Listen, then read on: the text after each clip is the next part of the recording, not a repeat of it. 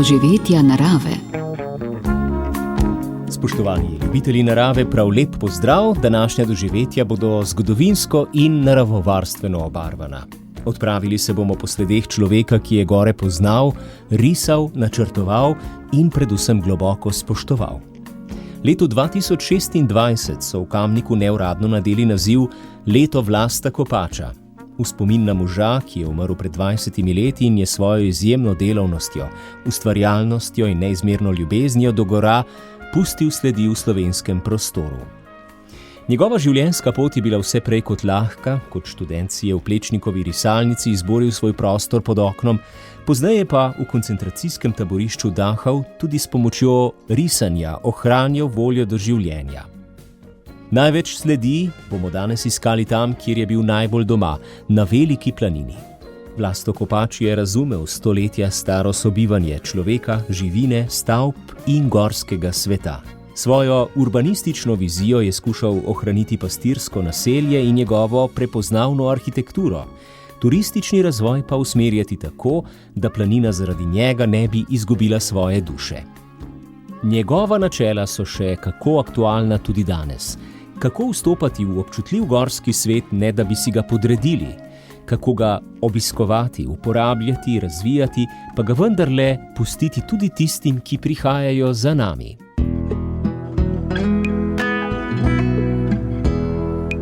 Poslušate podcast Radio Ognjišče. Podprite nas s svojo oceno. Hvala.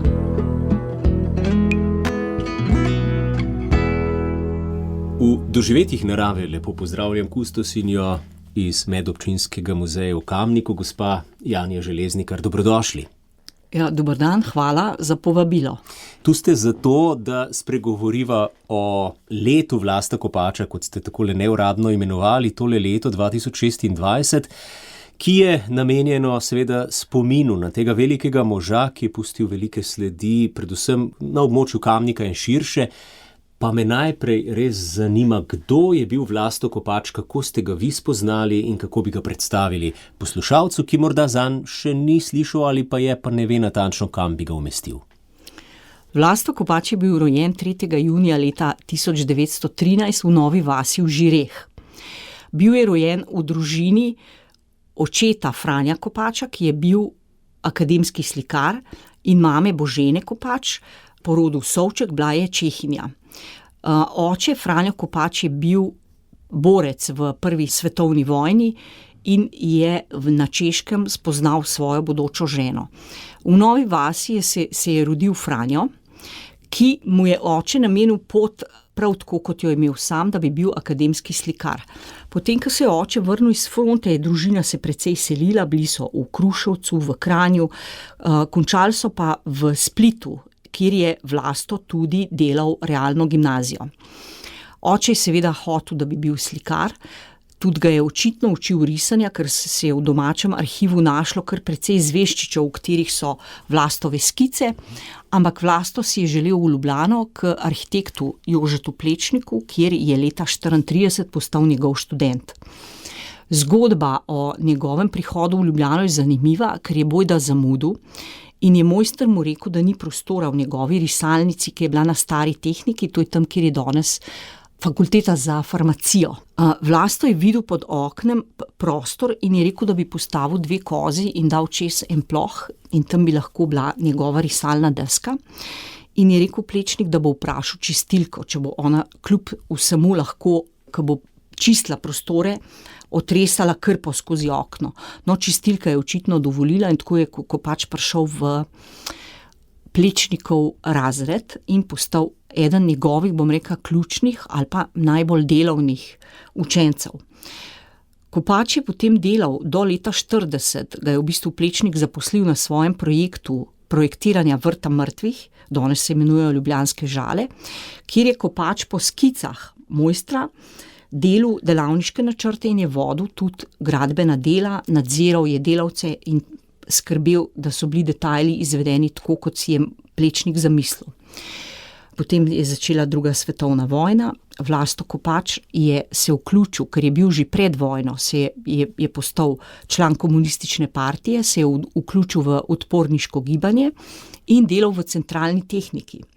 Tam je ponarejal listine, ki so potem koristile ilegalcem, ki so prehajali čez mejo. Ponarejal je osebno izkaznico, karta d'identità, to je bila italijanska osebna izkaznica, ki so jo v bistvu uporabljali do konca italijanske okupacije. Pomagal je pri ponarejanju žigov, ki so pomagali ilegalcem pač prehajati mejo. Leta 1943 ga je domobranska policija zaprla in leta 1944, januarja 1944 je bil poslan v Dachau. V Dachavu je zanimivo, ker je bil pač nagnjen k risanju, je risal na skrivaj risbe s prizori iz življenja v Dachavu, v koncentracijskem taborišču. Delal je v knjigoveznici, zato je imel dostop do papirja, do kartona, ampak je to počel v bistvu z veliko mero, bom rekla, poguma, ker če bi ga odkrili, bi seveda takoj izgubil življenje. Po vojni, po osvoboditvi je prišel v Ljubljano in je poiskal svojo predvojno ljubezen Zoro Šerbak. In mislim, da je minil 3 tedne, približno 29. junija leta 1945 sta se poročila, tako da takoj po prihodu, imel je 49 kil, ko se je vrnil iz Dachava in je uteho poiskal v gorah. Že pred vojno je ogromno deloval v planinski zvezi in za alpinizem. Tudi je bil eden prvih Slovencev, ki je prečil Durmitor skupaj s svojimi alpinističnimi kolegi in takrat so se Črnogoljci leta 1940 čudili, kako hodijo Slovenci po zimi v hribe in to še s smučkami. Tako da je po vojni je svojo prvo uteho našel spet v Kamniških Alpah, kamor je že pred vojno precej redno zahajal in je skupaj s svojimi prijatelji obnavljal planinske domove, ki so bili med vojno v pretežni meri uničeni. Njegovo v bistvu gorniško pot in tudi mlado življenje, bom rekla, ki si ga je ustvaril z družino, leta 1946 se mu je rodila hči, Mojca Kopač, je v bistvu presekala nasilna aretacija leta 1948, ko je bil procesiran v 6. Dachovskem procesu, zaprt v Ljubljani, najprej na Miklošičevi cesti, potem pa v centralnih zaporih na Poljanskem nasipu, kjer je pretrpel 4 leta in pol do izpusta leta 1952. Kljub vsemu je že v zaporu, so mu njegovi alpinistični prijatelji in pa geografi so mu nosili delo. Tam je narisal karto Kamniških Alp, začel je risati karto Kamniških pa Karavank, ampak je potem po letu 52 oziroma 54 leta končal doma. Pisal je pisma, ki jih je odkrila skrbnica njegove zapuščine Katja Šturm Mraz in je objavila seveda čudovit prispevek, ki priča o intimni zgodbi družine oziroma njegovem intimnem odnosu in skrbi, da ne bi itak ni smel pisati iz zapora, kaj se z njim tam noter dogaja, ampak to je edini vpogled v čustva družine, ker kadarkoli berete katerekoli spomine, intervjuje, ki jih je dajal Vlasto Kopač. Ni bilo čustev. Ne. V bistvu ni vpogleda v intimni svet. Goli podatki. Tako. Ta pisma pa v bistvu odkrivajo globoko ljubezen do žene, do hčere, ki ne vem, če ga je sploh spoznala, se je bila stara 2 leti pa 3 mesece, ko je on bil interniran. Skratka, to je ta segment njegovega življenja. Po vrnitvi je pa seveda nadaljeval za moj okus noro življenje, ki se je končalo praktično po smrti. Že pred vojno je pisal za Planinski vestnik, risal je pero risbe. Po vojni je v bistvu nadaljeval z arhitekturnim delom, rekla sem kartografija, risuje značke, risuje grafike. Potem kot celo ravnatelj, od leta 1963 do leta 1969 je bil ravnatelj Zavoda za spomeniško varstvo, je delal urbanistične zasnove mest in seveda skrbel tudi za krajinske zasnove in do smrti je ustvaril, mislim, da preko 600 arhitekturnih načrtov, 120 memorialnih spomenikov, potem pa seveda celo kopico drobnih vinjet, ki se pojavljajo po njegovih tekstih, po njegovih knjigah in še celo kupico drugih stvari, ki jih je v bistvu zelo težko strniti v en kratek prelet njegovega dela. Ob takih številkah si lahko predstavljamo, da je to težko. Rekli ste, da se je pravzaprav takrat, že preden so ga zaprli, se končala njegova gorniška pot. Ja. Potem, ko se je vrnil, ni nadaljeval. Ne, v bistvu, mogoče sem se narobe izrazila, ni v bistvu deloval več v uradnih planinskih organizacijah, ampak je svojo veliko ljubezen, veliko planino v bistvu na njej je realiziral svoje veselje in navdušenje do narave, do gora. Se pravi, obiskoval sam. Absolutno, profesionalno in pa tudi seveda samostojno, ker je tam imel še izpred vojnega časa svoje prijatelje. On je že 34 leta kot študent, ker je pač bival samo v Ljubljani, se je mogel preživeti in je šel poleti 34-35 na Veliko planino k pastirjem. 2 meseca je bival z njimi, se učil od njih, njihovih izrazov, potem dela na planini, učil se je ledinskih imen, zapisoval si jih je in kasneje, potem, ko je prišel iz dahovskih zaporov, je ponovno na Veliki planini našel uteho in je postal bajtar. Bajtari so bili najemniki, ki so čez jesen, zimo in pomlad od pastirjev najemali bajte in jih v bistvu izkoriščali za smučanje, za pohodništvo, za druženje. In on je bil spet tam s svojimi planinskimi prijatelji, med katerimi je recimo Karl Tartar, potem Keršič Belač, pa še nekateri drugi, je potem imel svoje tudi planinske zgodbe in pa druženje z njimi na Veliki planini. Tam je potem poskrbel, da je Velika planina, oziroma skušal je Veliko planino zavarovati kot narodni park. Še do danes je v bistvu Triglavski narodni park edini narodni park, ki ga imamo v Sloveniji in je seveda takrat prehitel, ali pa so se odločili, da imamo samo enega, tako da Velika planina še danes ni narodni park, je pa že v bistvu v koncu 50 let zasnoval urbanistično, ali pa bomo rekli urbanistični program Velike planine, kjer je v resnici ločil pastirski del od turističnega dela. Tako to je bila njegova osnovna vizija, da sta oba dva dela ločena, da turistični del si z produkti pastirskega dela v bistvu pomaga, ampak da sta vizualno ločena, fizično ločena in njegova urbanistična zasnova v bistvu še danes stoji taka, kot jo je postavil. Zasnoval je tudi žičnico na Veliko planino, nihalko.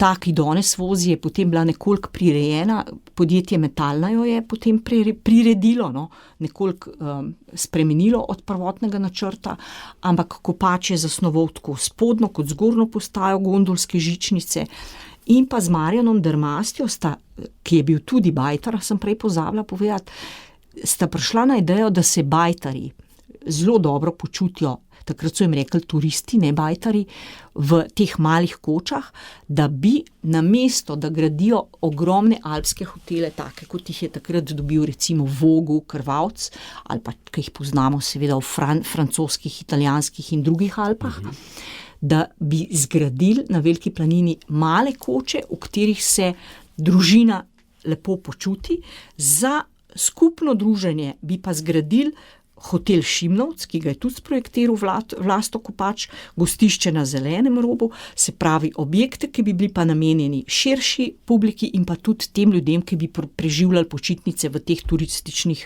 kočah, ki jih je potem po tlorisih, po načrtih velikoplaninskih pastirskih bajt posnel in jih seveda priredil za turistične namene na turističnem delu. Danes je zadeva nekoliko ironična, ker je ovalna bajta, ki je unikatna v alpskem svetu in jo najdemo samo na Veliki planini. Alpe grejo čez 7 evropskih držav, ampak samo Velika planina ima ovalno arhitekturo, ki je bila na žalost leta 44 in 45 požgana.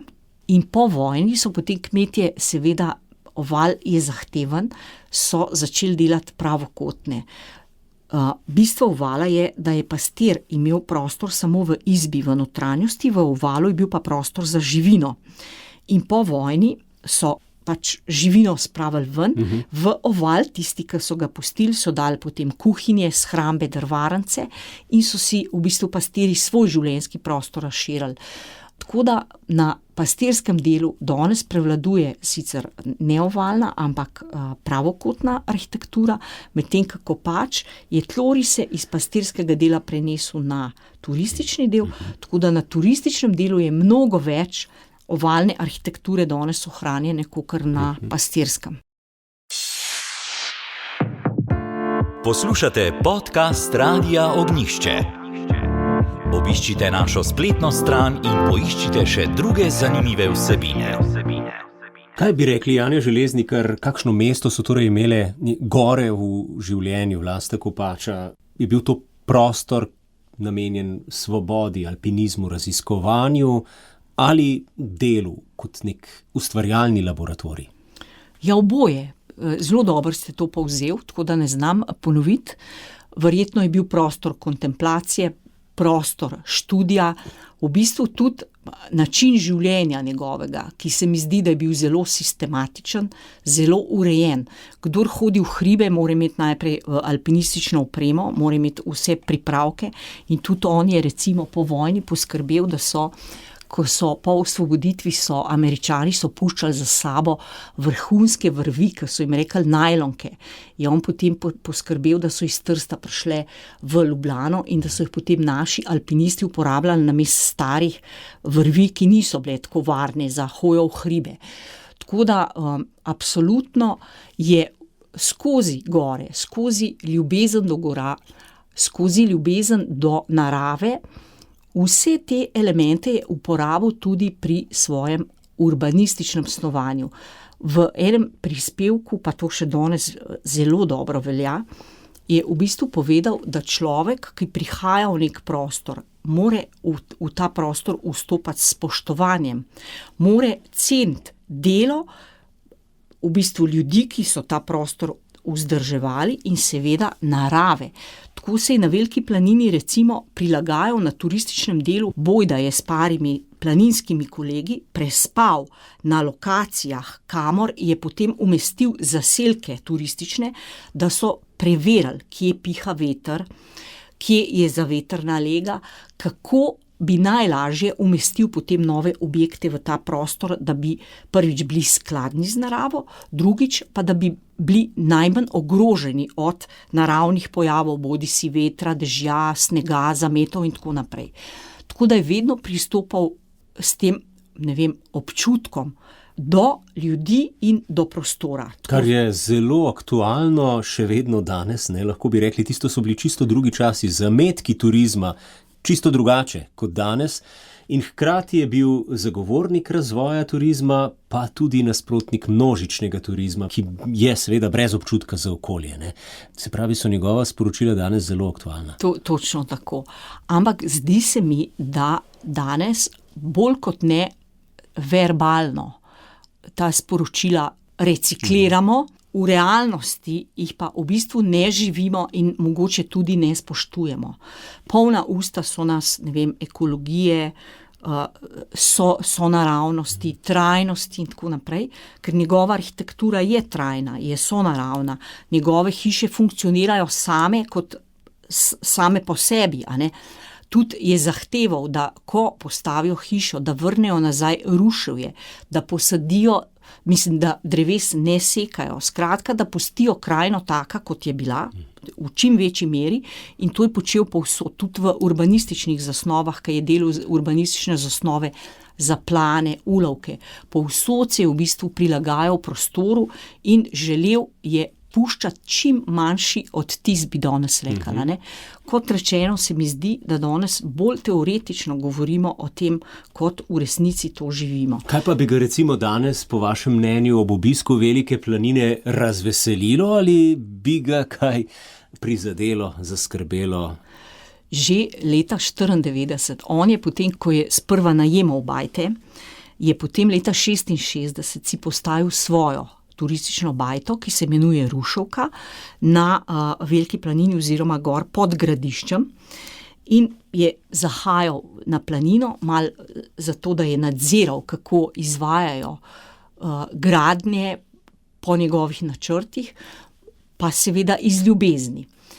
Že leta 1994 je v večjih intervjujih na radio televiziji Slovenija povedal, da planina ni več taka, kot je bila, in v bistvu mogoče tudi malo z grenkobo, seveda bil je tudi star, jo je zapustil. Prodal je bajto ruševko in se je vrnil v svoje rodne Žiri, kamor je bežal seveda poleti iz Ljubljane. Tako da mislim, da to, kar bi danes videl Vlasto Kopač na Veliki planini, mu ne bi bilo v veselje. Danes se okrog, mislim, da je 50,000 avtomobilov prepelje, ali celo 500,000, zdajle ne me držati za besedo. 1000 glav živine se prepase, Velika planina je v bistvu kraška planota in voda odplake. Tam so greznice, vse gre v Kamniško Bistrico in to je voda, ki jo v Kamniku potem pijemo. Ja, velik problem se kaže vedno večji ob taki množici ljudi, ki prihajajo. Verjetno tudi kravam ni prijetno, da se ob največjih vrhovih, ki so ponavadi za praznik žafranov, pa potem seveda junij, julij, avgust, ob množici turistov in najbrž tudi njim ni prijetno. Skratka, planina se je drastično spremenila.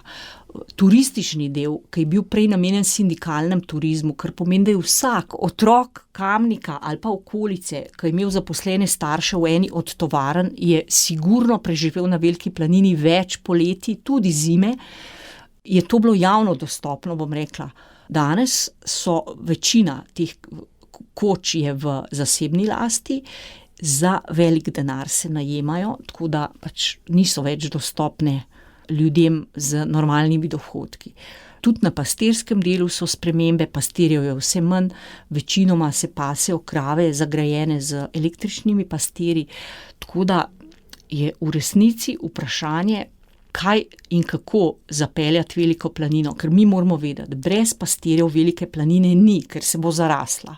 To pomeni, da pač imamo še en gozd. Kako te stvari regulirati, kako jih omejiti, mogoče bi rabili 10 Vlastov Kopačev danes. V današnjem času. Ja, res. Ker so res zahtevne stvari, izzivi pred nami glede tega.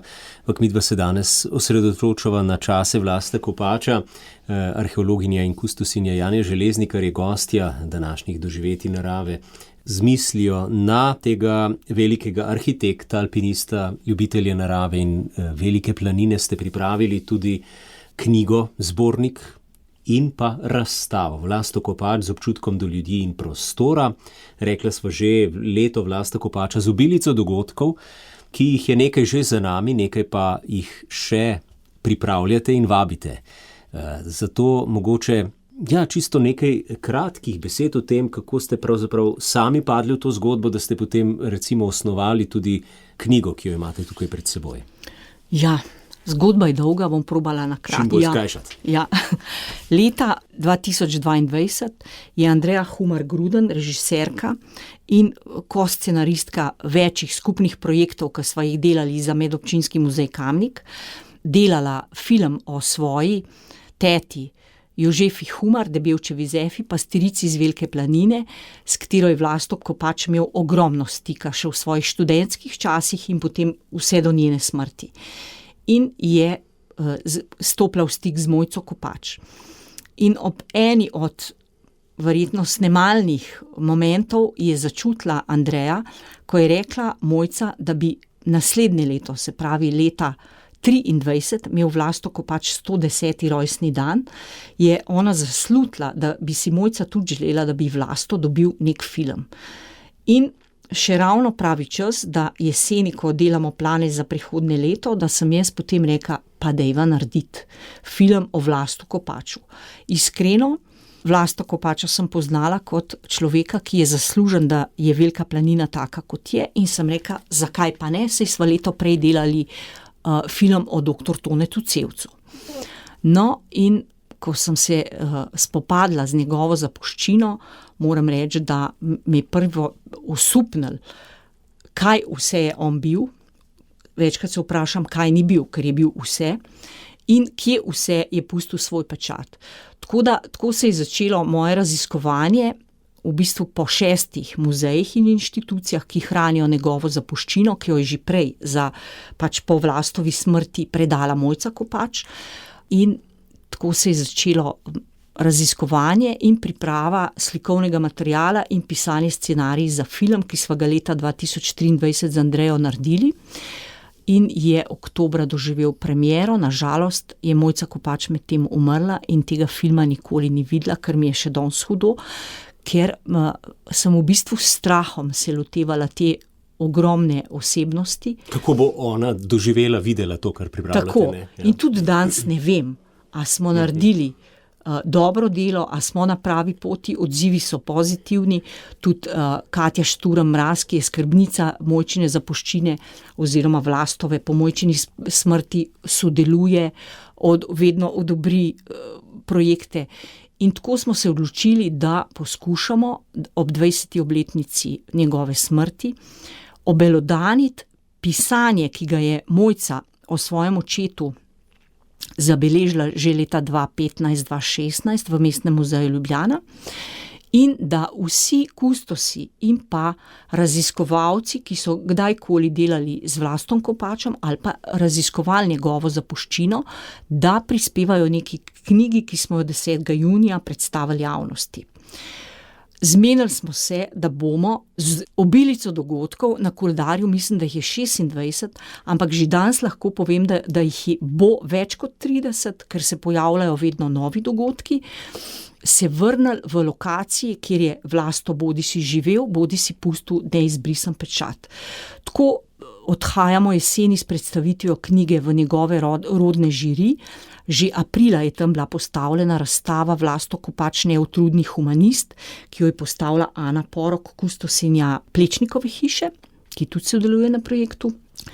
V Planinskem muzeju stoji vitrina posvečena Vlastu Kopaču, v Medobčinskem muzeju Kamnik je razstava, ki ste jo omenil, in je posvečena Vlastu Kopaču in njegovem delu na območju Kamnika in predvsem seveda turističnega dela Velike planine. Odprta do kdaj? Odprta bo najmanj 1 leto, ker že od leta 2016 pa stoji razstava na Planincah luštno biti, ki smo jo delali z direktorico magistro Zoro Torkar in vključuje Kopačevo v bistvu pastirsko dediščino, ki jo razstavljamo. Tako da je v bistvu zdaj kompleten Kopač pri nas predstavljen. Pravkar je bila odprta razstava na Krakovskem nasipu, od 27. julija do 27. avgusta stoji, kjer spet izpostavljamo vse ključne projekte, med njimi tudi Ribnico, park kulturnikov v Ribnici, kjer bo tudi javno vodstvo. Prav tako bojo potekala javna vodstva, eno je že bilo po Ljubljanskih Žalah, jeseni sledijo nova. Na Veliki planini, seveda kot njegovi veliki ljubezni, organiziramo celo kopico vodstev. Zdaj so se nam priključili tematsko tudi umetniki in bojo prav v začetku avgusta od 5. do 8. imeli 13. mednarodni likovni bienale, ki ga bojo posvetili Vlastu Kopaču in njegovi seveda velikoplaninski dediščini, ki jo bojo gledali v živo. Potem bomo imeli par projekcij tega filma, par predstavitev knjige. Po Veliki planini bo vodila tudi Saša Roškar, ki je odgovorna konzervatorka na Zavodu za spomeniško varstvo Kranj, je tudi soavtorica razstave v Kamniku. Kdaj avgusta bo ta potep po Veliki planini? 30. avgusta, ko je dan domžalskih planincev. Pred 2 leti smo sodelovali z njimi, že smo peljali po poteh dr. Toneca Cevca in Vlasta Kopača, smo naredili voden ogled planine in prezentacijo filma. Letos bo pa Saša Roškar vodila kot odgovorna konzervatorka v sklopu tega dne. Še prej, 22. avgusta, je pa vodenje, ki ga v bistvu s projekcijo filma, ki ga delamo skupaj z Veliko planino d.o.o. In bo vodil lokalni vodič, tako da se da na Veliki planini videti njegovo delo, kot sem rekla, tudi v Ribnici. V parku kulturnikov bo organizirano eno vodstvo in predstavljen v bistvu Kopačev prispevek k temu projektu. Jeseni gremo na Bled, v TNP Bled, ampak v Bohinju je tudi projektiral, v bistvu ureditveni načrt je naredil za Batičev spomenik 4 srčnim možem, ki stoji v Ribčevem lazu, tako da tam je tudi Kopač prisoten, prav tako je v Bohinju je projektiral muzej Tomaža Godca, cel kup detajlov, luči, skratka, skoraj ni področja, ki bi lahko rekli, da ni on nič naredil. Morda samo to vprašanje, ker je bil Plečnikov učenec, kako pa se vidi v njegovih delih vpliv velikega mojstra? Je zaznati? Absolutno. Vpliv se vidi v risanju detajlov, v tipografiji črk. V bistvu Plečnikovi učenci kar posnemajo način Plečnikove pisave, potem bi pa rekla, to se mi zdi pa ključno, v odnosu. Mislim, da je to ključno. V odnosu do, kot sem že prej rekla, prostora, do okolja, v katerega vstopajo z svojo arhitekturo ali pa ureditvijo. Prej sem hotela omeniti, kar se mi zdi zelo pomenljivo in je zelo aktualno. V enem prispevku piše Kopač, kako ljudje prihajajo v nek prostor kot novi priseljenci in v bistvu potem jim smrdi hlevski gnoj, jih moti kmetija, ampak to pomeni, da so nespoštljivi in da ne razumejo bistva. Oni so tisti, ki prihajajo in oni so tisti, ki bi se mogli prilagajati, ne pa obratno. Ne?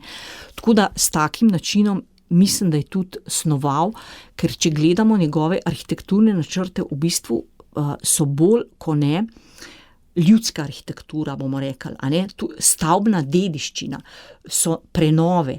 Delo je recimo Tone Toškarju, a ne, našem velikem alpinistu, je delo prizidek osebnih hiši, delo je tudi nekaj prenov kmečkih hiš, recimo ena je Butaličeva hiša v Mekinjah, seveda danes ne izgleda tako, kot jo je on narisal. Primer k te prenove, v bistvu dobre, je pa njegova rojstna hiša v Žireh. Ta je pa ohranjena tako, kot je bila, z črno kuhinjo, z izbo, z kmečko sobo. Skratka, imel je v resnici spoštovanje in občutek.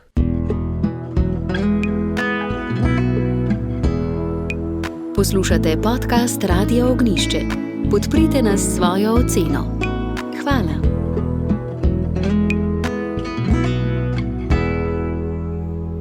Spremljate Doživetja narave, govorimo o življenju in delu Vlasta Kopača. Naša gostja je arheologinja in kustosinja Janja Železnikar. Še bi lahko verjetno odprla posebno področje, se ste omenili kartografija in risanje zemljevidov, nekakšno morda čisto na kratko sled je pustil tu, koliko načrtov zemljevidov je narisal. Tako mogoče eno zelo malo znano dejstvo, no, ki je bilo meni zelo prikupno. Našli smo zveščiče, v katerih so indijanski znaki, indijanska pisava, potem risbe, pušk, indijanskih poglavarjev in mislim, da je še v realki v Splitu prerisoval oziroma gledal Karla Maja in potem te risbe pač sam risal. Zdaj ne vem, a je bila to priprava, ampak že leta 1934 je narisal prvi zemljevid, ki ga do zdaj poznamo, ki je njegovo delo, bil je še gimnazijec, v splitski gimnaziji narisal Mehiški zaliv. Tako da verjetno je zaradi potreb tega zemljevida se tudi učil malo olmeški jezik, mogoče španski, ker je pač napisal tja not ta imena. Tako da to je prvi zemljevid, ki ga do zdaj poznamo. Potem med vojno je delal karte za planince, a ne. Še danes pravijo geografi, da so to ene boljših, bolj natančno izrisanih načrtov. Potem je naredil 360-stopinjski pogled z Grintovca. En Frišaufov zemljevid je vzel kot osnovo in je iz tega potem risal, ampak nanj je napisal v bistvu imena, ledinska imena, izraze vrhov, ki so jih uporabljali domačini. Opremo jih je s preglasi, tako da se morajo izgovarjati fonetično, se pravi tako, kot jih govorijo lokalci. Potem je pa risal turistične zemljevide, ker je čudovito, recimo, to smo našli doma, drobne vinjete, male risbe, recimo 3x3 cm za znamenitosti na kartah turističnih Jugoslavije, ne vem, Bled, ki jih je potem umestil na lokacije, ne vem, Medvedama za Kočevje, za Veliko planino Pastirja. Te drobne vinjete recimo so se ohranile v domačem arhivu, mi pa vidimo danes na kartah recimo, kako so izgledale kot finalni izdelki. Tako da Primož Gašprič iz Geografskega inštituta Antona Melika, ki je dobil nalogo, da malo širše pogleda v njegove zemljevide, karte, načrte, je ugotovil v tem trenutku, da jih je okrog 100. Večino jih je naredil v 50-ih, 60-ih letih, seveda kasneje pa za potrebe recimo doktorju Tonetu Cevcu za knjigo Velika planina, ko je risal načrte turističnega pa pastirskega dela. Torej sta sodelovala, sta se absolutno dobro poznala? Sta. Doktor Tone Cevc je etnološko obdeloval stvari in Vlasto Kopač mu je risal vinjete, vinjete pastirja, coklov, recimo potem pastirskih posod, ki jih je uporabljal, tam imamo pipe, imamo leseno škatlico za vžigalce. Skratka, on je delal likovno opremo za Cevčeve knjige, ki so v bistvu čudovite. Te risbe so res, ne vem, enkratne in neponovljive in so v bistvu Kopačeve. In se še potem še kdaj kje pojavljajo in smo jih tudi seveda uporabljali kot nosilce poglavij v naši knjigi. Spremljate poletna doživetja narave.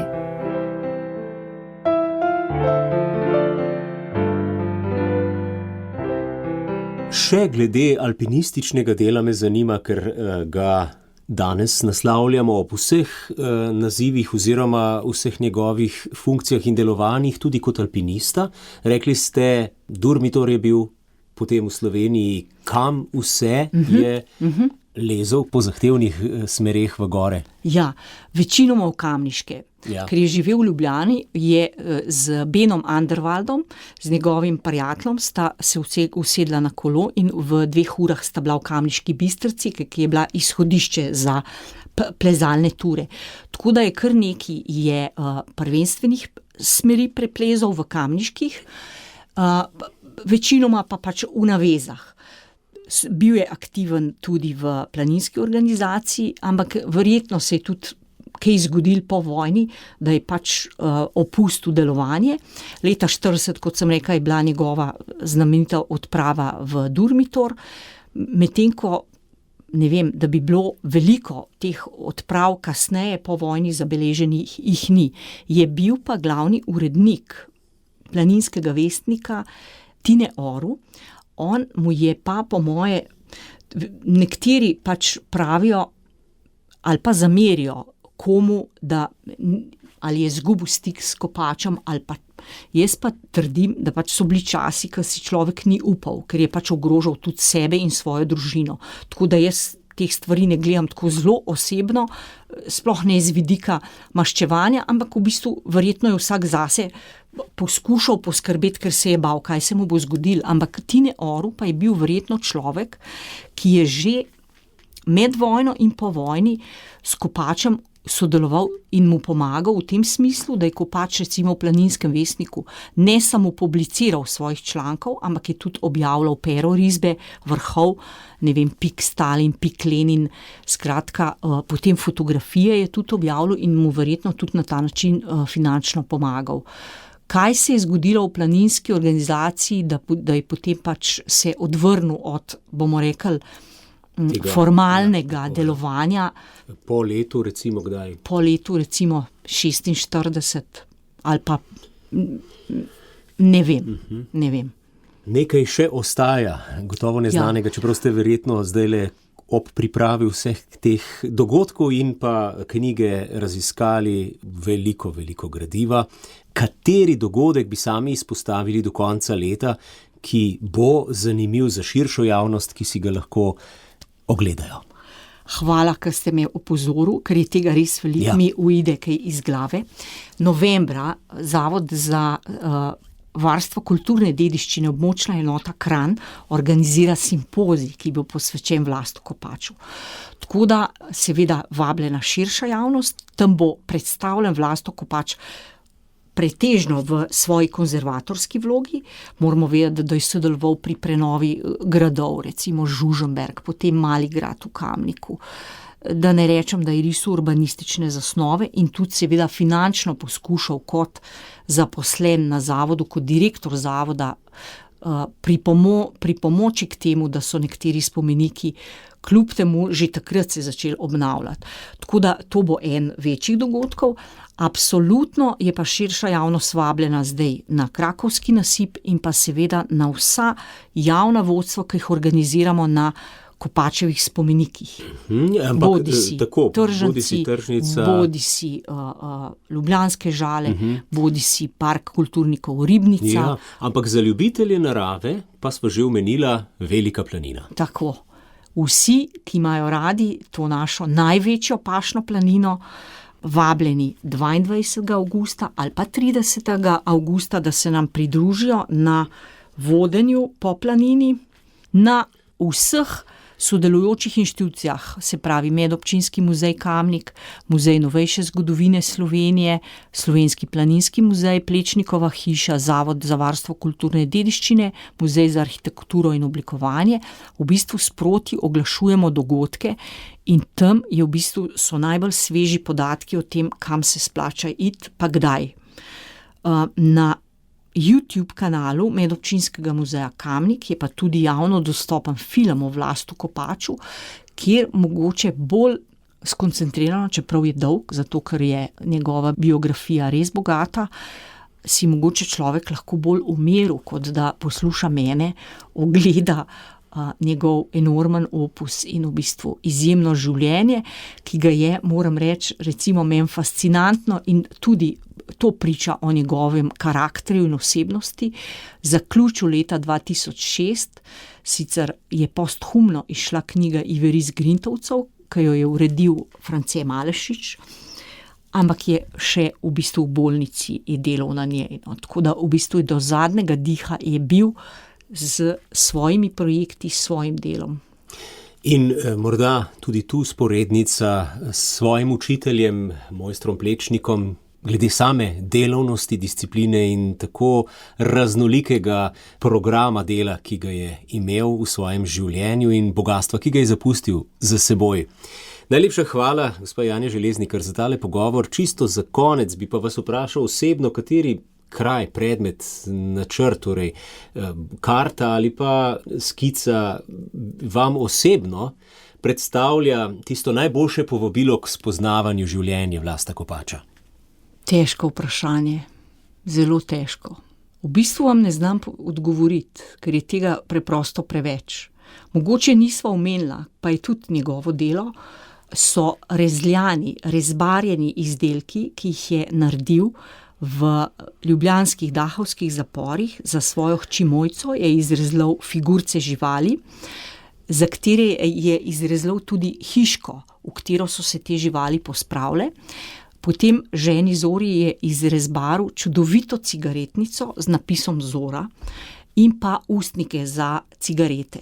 To so taki fascinantni predmeti, ki v bistvu potem, ko bereš besedilo Katje Šturm Mraz, razumeš, iz kje izhajajo, iz njegove globoke ljubezni in pripadnosti svoji družini in na nek način kot obsojenega na smrt, v bistvu, ne vem, ali vzbujajo žarke upanja, ali pa dajejo osebam, ki so jih dobili, nekaj, kar je tudi on sam rekel, da se ne da izraziti z besedami. To so mi taki, bom rekla, intimni predmeti, malo znani, hrani jih Muzej novejše zgodovine Slovenije in jih je pač njim predala Mojca Kopač, nekaj jih je ostalo doma. Med njimi je tudi Dolgi mož, ki je posebnež Velike planine, je tudi v bistvu edini izrezlan, naredil ga je Vlasto Kopač in tudi nosi v sebi neko posebno sporočilo. In to so mogoče taki predmeti, ki niso javno znani, ampak imajo močno zgodbo in močno sporočilo in seveda tudi delo in spretnost Vlasta Kopača na nekem spet tretjem področju. Rezbarjenje. Tako. Zelo zanimivo, torej na ogled v Muzeju novejše zgodovine. V tem trenutku jih je nekaj, pa tudi hiška na ogled na naši razstavi v Medobčinskem muzeju Kamnik, tako da vabljeni. Najlepša hvala še enkrat in srečno vsaj do konca leta Vlasta Kopača. Hvala vam iskrena za to povabilo in lep pogovor. Poslušate podcast Radia Ognišče. Podcast Radia Ognišče. Doživetja narave. In hvala vam, spoštovani ljubitelji narave, za pozornost. Ko se boste naslednjič povzpeli na Veliko planino, morda že ta konec tedna, se vsaj za trenutek ustavite. Poglejte obliko bajt, njihovo umestitev v pokrajino, razmerje med človekom in goro in marsikje boste, če tudi neopazno, hodili po sledeh Vlasta Kopača. Predvsem pa naj bo vsak obisk narave v duhu spoštovanja in zavedanja, da smo tam le gostje, ki s svojim odhodom ta čudovit prostor puščamo nedotaknjen. Toliko v doživetjih narave za danes. Želim vam prijeten zaključek tega petka, varen korak na vaših poteh in nasvidenje čez teden dni. Oddajo sem pripravil Blaž Lesnik, za tehnično izvedbo je poskrbel Boštjan Smole. Oddaja vam je na voljo tudi v obliki podcasta. Naročite se nanj v svoji aplikaciji. Storitev je brezplačna. Radio Ognišče.